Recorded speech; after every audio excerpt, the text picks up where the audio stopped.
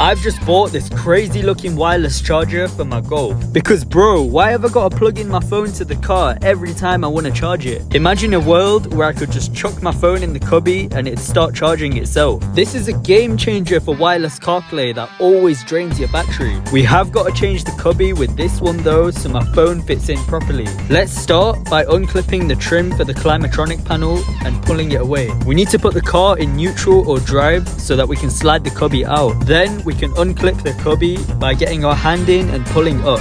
I put this piece of bubble wrap on top to avoid scratching the piano black trim. Pull it out and transfer the USB port and piano black trim to the new cubby. Assemble the new cubby by slotting in the charging pad and clipping it to the bottom. Grab our new rubber pad and shove it inside. Ooh, cheeky little wireless charging symbol. Plug the charging pad harness in, throwing all the new wires behind the cubby for now. Speaking of the new wires, this harness has a bunch of them coming off it, which you might find confusing. On one end, we've obviously got the connector that goes in the wireless charger. Then it branches off to these two wires. They go in the back of the MIB unit in the glove box.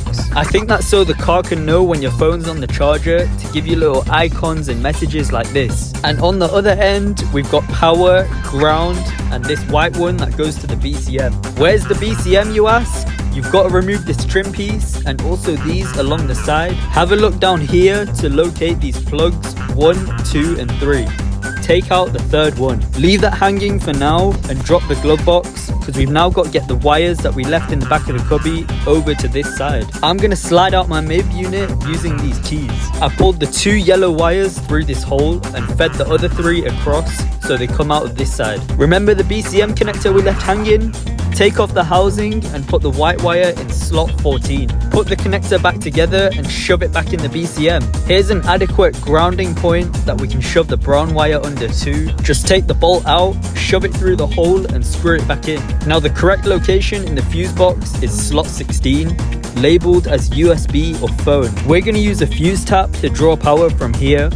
You could pin into the back of the fuse box instead for an OEM look, but that's a whole job in of itself. Don't forget the 2 yellow wires. We've got to remove this quad lock connector from the MIB and take the grey connector out like this. Flick it open and put the yellowy red one in slot 5 and the yellowy blue one in slot 11. Put it back in the quad lock and shove it in the MIB, which you can then slide back in. Put the car back together and after a bit of coding, there you have it. Just chuck your phone in the cubby and there's never a need for you to plug it in again. Hit the link in my bio if you want to buy all the parts to do this mod yourself, and let me know in the comments down below what I should do next.